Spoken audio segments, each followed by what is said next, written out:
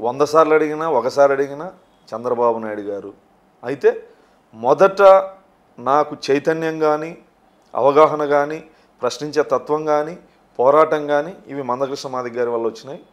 తర్వాత డాక్టర్ బాబాసాహెబ్ అంబేద్కర్ గారి పుస్తకాలు, మహాత్మా జ్యోతిబా పుస్తకాలు, కత్తి పద్మారావు గారి పుస్తకాలు విపరీతంగా చదివేవాడిని. నేను మా ఊర్లో ఉన్నప్పుడు చిన్నతనంలో ఎలిమెంటరీ స్కూల్ పడిపోతే ఒక గుడిలో స్కూలు, గుడి బయట మేము గుడి లోపల బీసీ ఓసీ పిల్లలు, ఎండొచ్చినా వర్షం వచ్చినా ఆ వివక్షతని అప్పుడే చూసి ఏంటిది వాళ్ళకి మాకేం తేడా అనేది ఒక ఆలోచనతో అప్పటి నుంచి కొంచెం పెరిగే కొద్దీ అంబేద్కర్ గారి విలువ, అంబేద్కర్ గారి పుస్తకాలు, రాజ్యాంగం, హక్కులు, దళితులు వివక్షత అణచివేత ఇంత దారుణంగా ఉంటుంది, ఈ రకంగా నేను తెలుసుకునేటువంటి క్రమంలో ఎంఆర్పిఎస్ ఉద్యమం మాకు మా ఆత్మగౌరవ ఉద్యమం అది. ఆ ఉద్యమం ద్వారా మందకృష్ణ మాదిగ గారి వల్ల చైతన్యం కానీ పోరాటం కానీ. మీరు ఎప్పుడైనా సమస్యలు ఎదుర్కొన్నారా? అంటే వివక్షత చూపించే చిన్నతనం అంతా వివక్షత అనుభవించని దళితుడంటూ ఉండడు. భారతదేశంలో జర్నలిజంలో ఉన్న వాళ్ళైనా సరే, రాజకీయాల్లో ఉన్న వాళ్ళైనా సరే, గ్రామీణ ప్రాంతంలో ఉన్న వాళ్ళైనా సరే, ఐఏఎస్లైనా ఐపీఎస్లైనా ఉప ముఖ్యమంత్రులైనా, భారతదేశ ఉప ప్రధాని అయినా, రాజ్యాంగాన్ని అందించిన అంబేద్కర్ అయినా వివక్షత నుంచి ఎవ్వరూ అతీతులు కారు, అనుభవించాల్సిందే. దాంట్లో వేరే క్వశ్చన్ ఉండదన్న. ఇప్పుడు ఏమైనా తగ్గిందంటారా?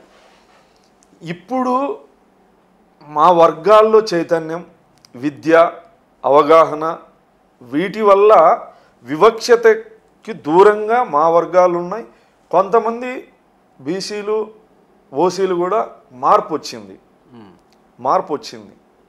ఉదాహరణకి గ్రామీణ ప్రాంతాల్లో ఉన్నవాళ్ళు ఒక 20 సంవత్సరాల కిందట రైతుల మీద ఆధారపడి ఉండేవాళ్ళు, వివక్షత ఉండేది. ఇప్పుడు ఆ కుటుంబాల నుంచి చిన్న చిన్న ఉద్యోగాలు, ప్రైవేట్ ఉద్యోగాలు కానీ లేదా గవర్నమెంట్ ఉద్యోగాలు కానీ, చిన్న చిన్న వ్యాపారాలు కానీ, వాళ్ళ కాళ్ళ మీద వాళ్ళు నిలబడి ఆర్థికంగా నిలదొక్కునే క్రమంలో వివక్షత అణచివేత నుంచి దూరం అయిపోయినాం. చంద్రబాబు నాయుడు గారికి జగన్మోహన్ రెడ్డి గారికి తేడా ఏంటి అంటే ఏం చెప్తారు మీరు? చంద్రబాబు నాయుడు గారు ప్రజాస్వామ్యవాది, వ్యవస్థల్ని గౌరవిస్తూ పరిపాలించేటువంటి వ్యక్తి, ప్రజలకి జవాబుదారీతనంతో ఉండేటువంటి వ్యక్తి.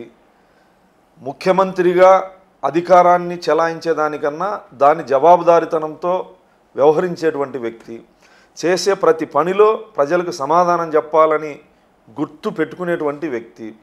జగన్మోహన్ రెడ్డి నిరంకుశత్వం, అధికార అహంకారం, పెత్తందారి వ్యవస్థ, శాఖలకి మంత్రులను ఇచ్చిన ఎస్సీ ఎస్టీ బీసీల అధికారాన్ని మాత్రం కేంద్రీకృతం చేసుకునేటువంటి ఒక వ్యవస్థల్ని అగౌరవపరిచేటువంటి వ్యక్తి. ఏ వ్యవస్థ మీద గౌరవం ఉండదు. ప్రజాస్వామ్యం అంటే అసలు లెక్కే లేదు, ప్రజలన్నా లెక్కే లేదు. చంద్రబాబు నాయుడు గారికి జగన్మోహన్ రెడ్డి గారికి అనేక వ్యత్యాసాలు ఉన్నాయి.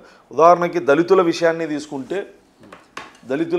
తీసుకుంటే జగన్మోహన్ రెడ్డి గారి ప్రభుత్వంలో ఎమ్మెల్సీ డ్రైవర్ అనంతబాబు ఒక దళిత డ్రైవర్ని చంపి డోర్ డెలివరీ చేస్తే ఆ ఎమ్మెల్సీ స్వతహాగా అతన్ని పార్టీలో నుంచి కూడా సస్పెండ్ చేయనటువంటి వ్యక్తి, క్రమశిక్షణ చర్యలు తీసుకున్నటువంటి వ్యక్తి, అసలు ఏం జరిగిందని కూడా మీడియా ముందు కూడా ప్రజలకు దళితులకి సమాధానం చెప్పనటువంటి అహంకారి. చంద్రబాబు నాయుడు గారిని తీసుకుంటే నేను ఎస్ఎస్ఎల్ రాష్ట్ర అధ్యక్షుడిగా ఆ రోజు చంద్రబాబు గారు భవిష్యత్తు గ్యారెంటీ అనే కార్యక్రమానికి అనంతపురికి రావడం జరిగింది. ఆ సంఘటన జరిగినప్పుడు నన్ను పిలిపించి ఇంత దుర్మార్గం ఎక్కడా కూడా జరగలేదు, ఎట్టి పరిస్థితుల్లో మీరు పోరాటం చేసి ఆ దళిత కుటుంబానికి అండగా ఉండమని చెప్పి చంద్రబాబు నాయుడు గారు చెప్పిన వెంటనే మేము అక్కడికి పోవడం జరిగింది. 3 రోజులు మేము అక్కడ కాకినాడలో పోరాటం చేసిన తర్వాత 4వ రోజు ఎఫ్ఐఆర్లో అతన్ని చేర్చి అరెస్ట్ చేయడం జరిగింది. అరెస్ట్ చేసిన తర్వాత కూడా వైఎస్ఆర్సీపీ ఎమ్మెల్యేలు, ఎంపీలు హంతకుణ్ణి గెలవడానికి జైలుకు పోతా ఉన్నా, అతను బయటికి వచ్చినప్పుడు పూలవర్షం కురిపించి తీసుకొచ్చిన, మళ్ళీ అతన్ని ఇంట్లో కూర్చోబెట్టుకొని రాజకీయాలు చేసి ఆ ప్రాంతానికి పోయినప్పుడు అతన్ని వేదిక మీద పెట్టుకున్నా. అంటే ఇంత దుర్మార్గం చేసిన వ్యక్తిని పార్టీ నుంచి సస్పెండ్ చేయకపోగా, ఎమ్మెల్సీ పదవి నుంచి బర్తరాఫ్ చేయకపోగా, ఇంకా అతని వేదిక పంచుకుంటాడంటే దళితులంటే ఎంత చులకన భావనో ఒకసారి అర్థం చేసుకోండి.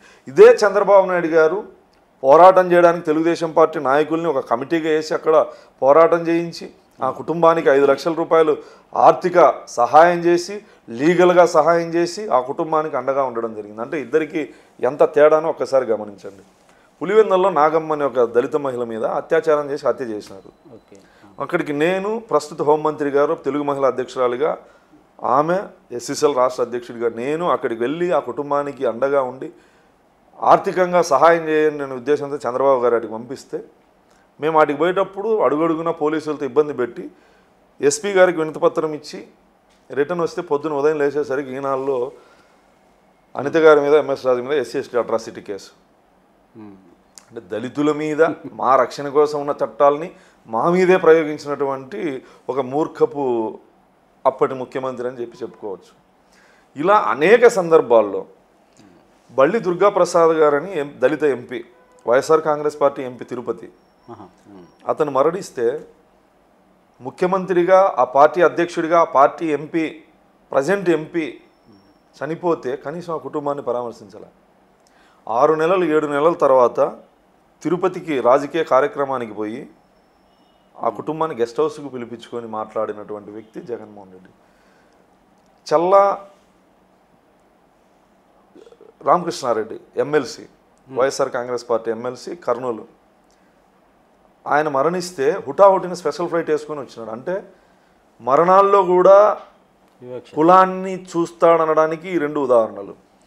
ఒక ఎంపీ చనిపోతే 6 నెలలు 8 నెలలు ఆ కుటుంబాన్ని పరామర్శించకుండా తిరుపతికి నువ్వు వేరే కార్యక్రమానికి పోతే గెస్ట్ హౌస్కి కుటుంబాన్ని పిలిపించుకొని మాట్లాడినటువంటి వ్యక్తి తన సామాజిక వర్గానికి సంబంధించిన ఎమ్మెల్సీ చనిపోతే హుటాహుటిన స్పెషల్ ఫ్లైట్ వేసుకొని పోయి ఆ కుటుంబాన్ని పరామర్శించి అక్కడికక్కడే అతని కొడుకు భగీరథ రెడ్డికి ఎమ్మెల్సీ ప్రకటించినటువంటి నేత.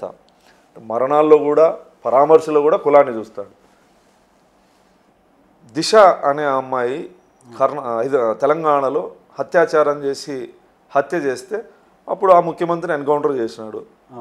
ఎన్కౌంటర్ చేస్తే ఈ ముఖ్యమంత్రి ఇక్కడ లేచి నిలబడి ఆ ముఖ్యమంత్రికి సెల్యూట్ కొట్టి నా ప్రభుత్వంలో, నా రాజ్యంలో మహిళలకు అన్యాయం జరిగితే కళ్ళు బీకేస్తా, రక్తం తాగుతానని చెప్పి డైలాగులు చెప్పినటువంటి ముఖ్యమంత్రి పులివెందులో చనిపోయింది ఒక దళిత మహిళ, అత్యాచారం చేసి హత్య చేసినాడు.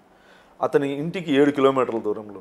కనీసం మీడియా సమక్షంలో కూడా జరిగిన సంఘటన దుర్మార్గం, ఖండిస్తున్నా, పోలీసులు యాక్షన్ తీసుకోండి అని చెప్పకుండా, అని చెప్పడానికి కూడా మనసు రాకపోగా, అంటే మరణాల్లోనైనా మహిళల యొక్క ఆత్మాభిమానంలోనైనా కులాన్ని చూస్తాడనడానికి అనేక ఉదాహరణలు ఉన్నాయి. ఈ 2 ఉదాహరణలు సరిపోతాయని నేను అనుకుంటాను.